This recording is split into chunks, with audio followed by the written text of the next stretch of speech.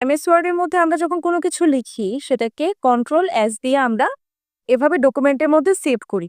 কিন্তু by any chance যদি current চলে যায় যাদের পিসি এবং যাদের ল্যাপটপ আছে, যদি তাদের চার্জ শেষ হয়ে যায়, তখন তারা কি করবে? অটোমেটিক সেভ করার একটা অপশন আছে, এই অপশনটা অনেকেই জানে না। তো তাদের উদ্দেশ্যে আজকের এই ভিডিওটি। ধরেন আপনি এমএস ওয়ার্ডে কোনো কিছু লিখেছেন, লেখার ফলে আপনি এটাকে বারবার সেভ করেছেন বা একটা যে কোনো একটা নাম দিয়ে এখানে ধরেন আমি সেভ করে দিলাম, ধরেন এই .1 নামে এই ফাইলটা আমি সেভ করেছি। এখন আমি যদি বারবার এটাকে কন্ট্রোল এস দিয়ে সেভ করি, আমার অনেক লেখা থাকতে পারে, আমার মনে নাও থাকতে পারে, কিন্তু একটা অটোমেশন যদি আপনি এটার সেভের মধ্যে ক্লিক করে রাখেন, তাহলে দেখবেন আপনার এখানে আপনি লেখার ক্ষেত্রে আপনার বারবার কোনো ধরনের সেভ করার প্রেশার নিতে হবে না, অটোমেটিকই এমএস ওয়ার্ডের মধ্যে সেভ থাকবে। তো কিভাবে আমরা সেটা করব? আমরা যখনই এমএস ওয়ার্ডে কোনো ডকুমেন্ট ওপেন করব, ডকুমেন্ট ওপেন করার পরে প্রথমে আমরা কন্ট্রোল এস দিয়ে যে কোনো একটা নাম দিয়ে সেটাকে সেভ করে দিব। সেভ করার পরে আমরা চলে যাব এই যে এখানে ফাইল অপশন আছে, এই ফাইল অপশনের মধ্যে যাওয়ার পরে আমরা চলে যাব এখানে অপশনস এর মধ্যে।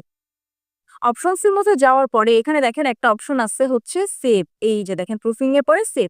সেভের মধ্যে ক্লিক করার পরে এখানে দেখেন লেখা আছে যে save auto recover information AB. তো এখানে দেখেন 10 মিনিট দেওয়া আছে, হ্যাঁ 10 মিনিট দেওয়া আছে। তো এখানে এটার মানে হচ্ছে আপনি এমএস ওয়ার্ডে যাই লিখবেন 10 মিনিট অন্তর অন্তর সেটা সেভ হবে, কিন্তু 10 মিনিট অনেকটা লং সময়।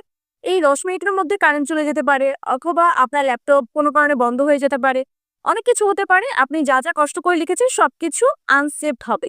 তো সেই ক্ষেত্রে আপনি এটার একটা সিস্টেম হচ্ছে, আপনি এখানের মধ্যে টিক চিহ্ন দিয়ে দিবেন এবং এই যে 10 মিনিট আছে 10 মিনিটটাকে একটু কমিয়ে দিবেন, কমিয়ে একদম 1 মিনিটে করে দিবেন।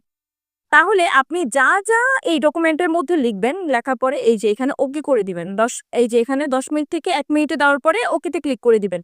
ওকেতে ক্লিক করে দেওয়ার পরে আপনার ডকুমেন্টের মধ্যে যা যা আপনি লিখেছেন সবকিছু 1 মিনিট অন্তর অন্তর অটোমেটিক সেভ হবে। আপনাকে আর সেভ করার কোনো টেনশন নিতে হবে না।